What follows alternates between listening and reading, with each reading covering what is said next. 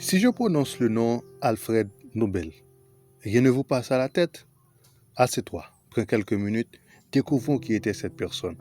Alfred Nobel était le fondateur des prix Nobel bien connus. Il était un scientifique, un inventeur et aussi un homme d'affaires. Alfred Nobel était une personnalité très dynamique. Enfance et éducation. Alfred Nobel est né le 21 octobre 1833 à Stockholm, en Suède. Son père, Emanuel Nobel, était un ingénieur, également inventeur. Le père d'Alfred a construit des ponts et a expérimenté des roches. Alfred était un enfant très intelligent et très curieux. Il adorait étudier, mais devait souvent rester à la maison, loin de l'école, car il restait souvent malade. En 1842, la famille d'Alfred a déménagé en Russie, alors que l'entreprise de son père s'y passait bien. Alfred passait beaucoup de temps avec son père à l'usine et se demandait toujours pourquoi les gens avaient besoin de guerre. Son père avait l'habitude de construire des mines utilisées dans les guerres. En Russie, Alfred a été renseigné et il a été trouvé qu'il était très intelligent. Et pour cela, on avait trouvé un professeur qui venait l'éduquer à la maison.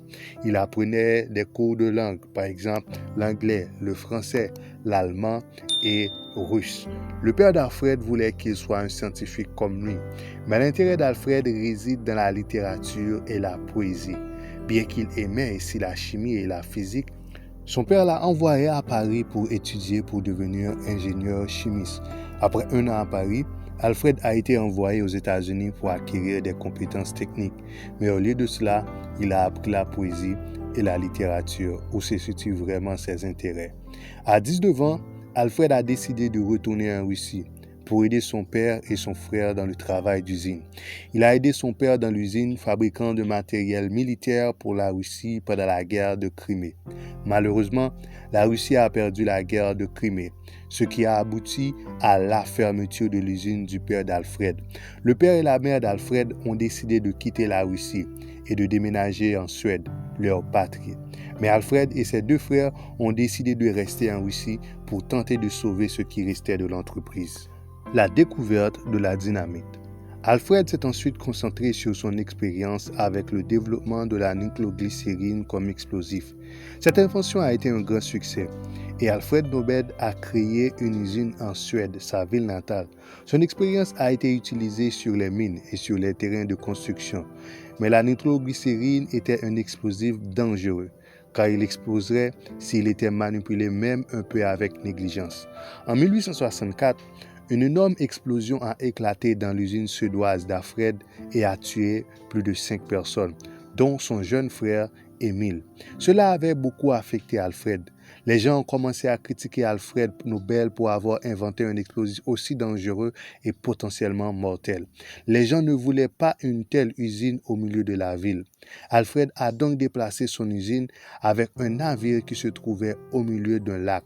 Alfred a ensuite entrepris de développer des explosifs plus sûrs pour les travailleurs. C'est en 1867 que Nobel fabriqua un mélange de nitroglycérine avec une substance absorbante et le fil brevet portant le nom de dynamite. Il a mené une expérience ouverte avec une dynamite en Allemagne et est devenu reconnu pour ses efforts. La prix mondiale et le prix Nobel Alfred est profondément affligé pour le fait que ces inventions explosives pouvaient tuer plusieurs personnes. Il voulait trouver un moyen de conduire à la paix mondiale. Il ne voulait pas qu'on se souvienne de lui comme une des personnes qui a inventé des explosifs. Ainsi, Alfred Nobel a mis de côté sa fortune et sa succession pour lancer des prix Nobel. Ces prix devaient être décernés à des hommes et à des femmes pour leurs réalisations exceptionnelles dans le domaine de la physique, de la chimie, de la médecine et de la littérature, et surtout pour la paix dans le monde.